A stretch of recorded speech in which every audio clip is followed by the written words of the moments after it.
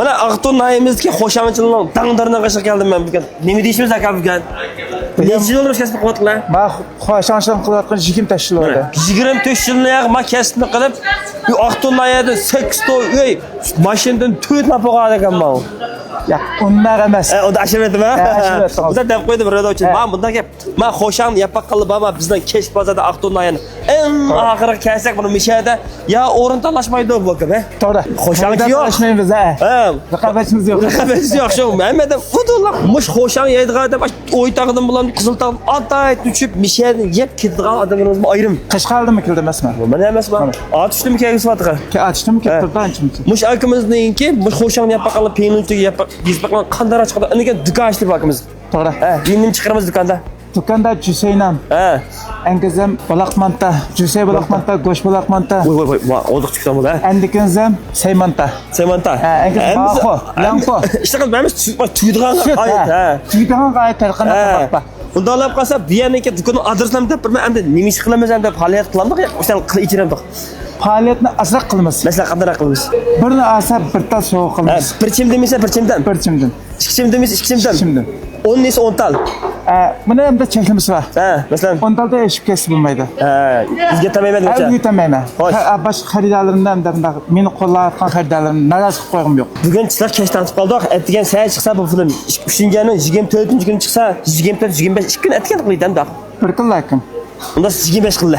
Bo'ldi. Ashaqlanda? Bo'ldi. 25 men film chiqib ko'rib, bu do'konga yapga salam bo'ldi, kunduz xo'shan yig'solar. Ya bo'lmasa ayt kelib, asas kunduzni miyat chiqmaydi, kunduzda ashar chiqadi. Kunduzda mushu o'rin aniq deb birman.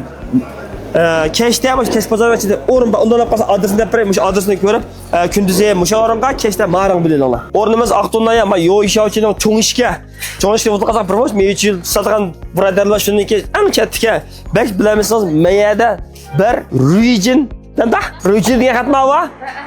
Ruijin yoryan deydi ekanmiz buni. Ma'qul. Mancha jasli demamda? Bu mancha jasli demedim men buni. 5-jasli? Bak bilamisiz, Baran bekatining 90 Xassaray restoran tarafga amala achiq.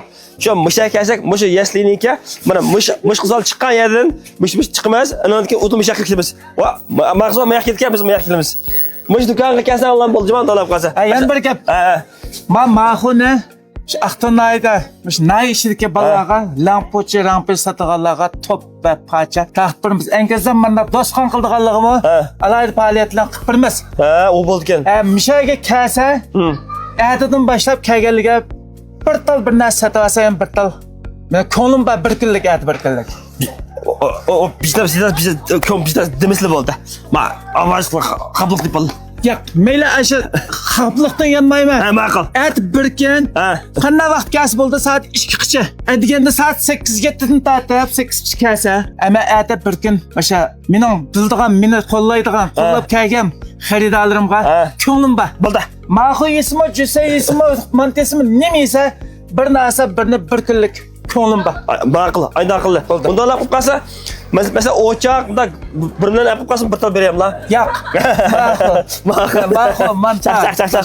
Bu o'choq sotmasa yaziladi. Undan olib qolsa, mishaga kerakdir.